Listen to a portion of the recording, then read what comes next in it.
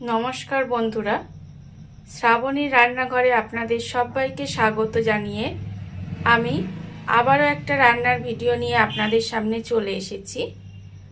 আজকের আমি আপনাদের করে দেখাবো দই ডিম। এই দই ডিম আমি কিভাবে বানাই আপনারা একবার দেখে নিন। দই ডিম বানানোর জন্য প্রথমে আমি গ্যাসটা অন করে একটা কড়া বসিয়ে দিয়েছি। এইবারে আমি এর মধ্যে দেব জল। বেশ কিছুটা পরিমাণের জল আমি এর মধ্যে দিয়ে দিলাম।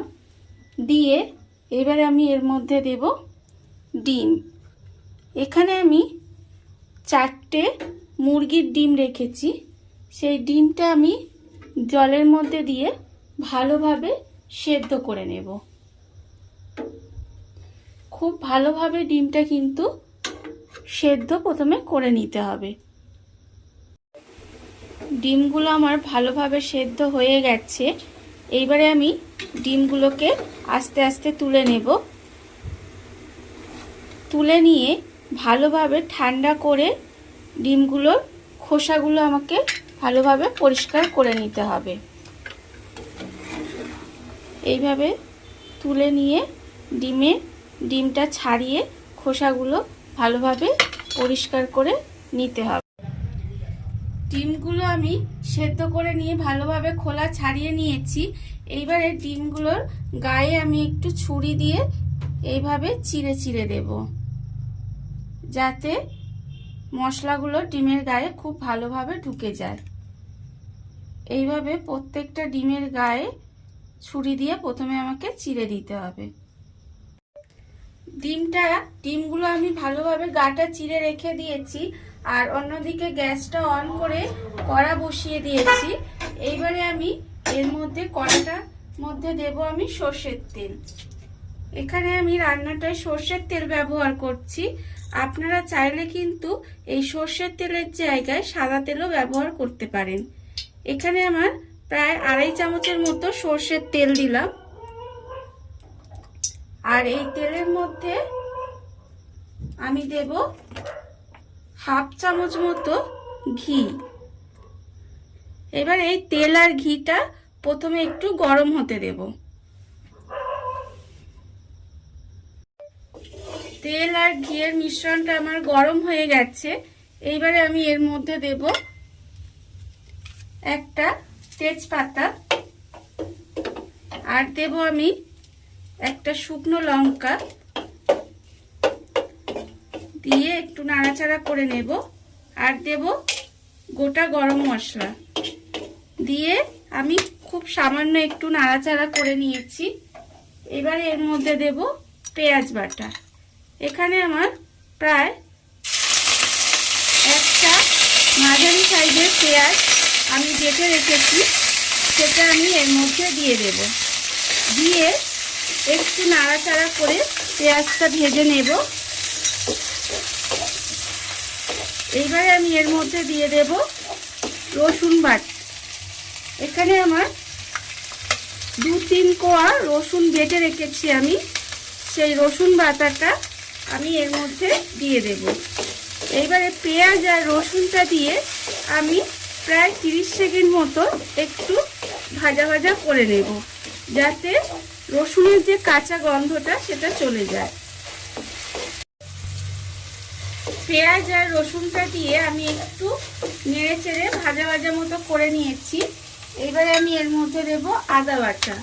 এখানে আমার 1/2 চামচ মতো আদা বাটা দিলাম। আর আমি দেব এর মধ্যে কাঁচা লঙ্কা বাটা। কাঁচা লঙ্কা বাটাটাও আমি 1/2 চামচ মতো এখানে দিলাম। আপনারা কতটা ঝাল খাবেন সেটা বুঝে কিন্তু কাঁচা লঙ্কা বাটাটা দেবেন। এবার এই আদা আর কাঁচা লঙ্কা বাটাটা দিয়ে আমি একটু কষিয়ে নেব। আর সেই সময় আমি এর মধ্যে দিয়ে দেব আন্দাজ মতো নুন। নুনটা আমি এখানে আন্দাজ মতো দিলাম। আপনারা আপনাদের আন্দাজ মতো নুনটা দেবেন। আর আমি এর মধ্যে দেব চিনি, অল্প সামান্য একটু চিনি দেব স্বাদের জন্য। দিয়ে এবারে মশলাটাকে আমি খুব ভালোভাবে একটু কষিয়ে নেব। মশলাটা আমি ভালোভাবে কষিয়ে নিয়েছি। এবারে আমি এর মধ্যে দিয়ে দেব টক দই। এখানে আমার বড় চামচের 3 চামচ পরিমাণে টক দই আছে। সেই টক দইটা আমি খুব ভালোভাবে ফেটিয়ে নেব। ফেটিয়ে নিয়ে আমি টক দইটাকে এর মধ্যে দিয়ে দেব।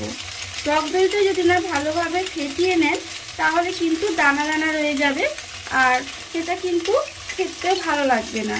টক দইটা আমি খুব ভালোভাবে ফেটিয়ে নিলাম, নিয়ে এর মধ্যে দিয়ে আবারও কিন্তু আমাকে খুব ভালোভাবে কষিয়ে নিতে হবে। টক দইটা দিয়ে খুব ভালোভাবে কষিয়ে নিয়েছি, তার ফলে দেখুন মশলা থেকে তেল ছেড়ে গেছে। এইবার এর মধ্যে আমি দেব যে টক দইয়ের বাটিটা ধোয়া জল আছে, সেই জলটা আমি এর মধ্যে দিয়ে দেব। জলটা আমি এর মধ্যে দিয়ে দিলাম, আর আমি এতে আর একটু অল্প সামান্য জল দেব। দিয়ে এবারে খুব ভালোভাবে ফুটিয়ে গ্রেভিটাকে একটু ঘন করে নিতে হবে। গ্রেভিটা আমার খুব ভালোভাবে ফুটে গেছে আর একটু ঘন হয়ে এসেছে। এইবারে আমি এর মধ্যে দিয়ে দেব যে ডিমগুলো আমি সেদ্ধ করে গাটা চিড়ে রেখেছিলাম, সেই ডিমগুলো আমি এর মধ্যে দিয়ে দেব। দিয়ে একটু নাড়াচাড়া করে ঢাকা দিয়ে বেশ কিছুক্ষণ রান্না হতে দেব, যাতে গ্রেভিটা আরো ঘন হয়ে যায়, ঘন হয়ে রান্নাটা হয়ে যায়। ডিমটা আমি এর মধ্যে দিয়ে ঢাকা দিয়ে বেশ কিছুক্ষণ রান্না করে নিয়েছি। রান্না করে নেওয়ার ফলে গ্রেভিটা বেশ ঘন হয়ে এসেছে। এইবারে দই ডিম আমার প্রায় রেডি হয়ে গেছে। এবারে আমি এর মধ্যে দেব গরম মশলা গুঁড়ো। এখানে আমি ছোট চামচে 1/4 চামচ মতো গরম মশলা গুঁড়ো দিলাম। দিয়ে আবারও একটু নাড়াচাড়া করে নেব। নাড়াচাড়া করে নিলেই কিন্তু আমার দই ডিম রেডি হয়ে গেছে। এবারে আমি গ্যাসটা অফ করে দেব। অফ করে দিয়ে ঢাকা দিয়ে কিছুক্ষণ রেখে দিলেই কিন্তু রান্নাটা আমার কমপ্লিট হয়ে যাবে। দেখুন বন্ধুরা, কত অল্প উপকরণে কত অল্প সময় কত সুন্দর একটা দই ডিমের রেসিপি তৈরি হয়ে গেছে। এই ভিডিওটা যদি আপনাদের ভালো লেগে থাকে তাহলে লাইক করবেন, কমেন্ট করবেন আর সাবস্ক্রাইব করবেন আমার চ্যানেলকে। আজ এই পর্যন্ত, নমস্কার।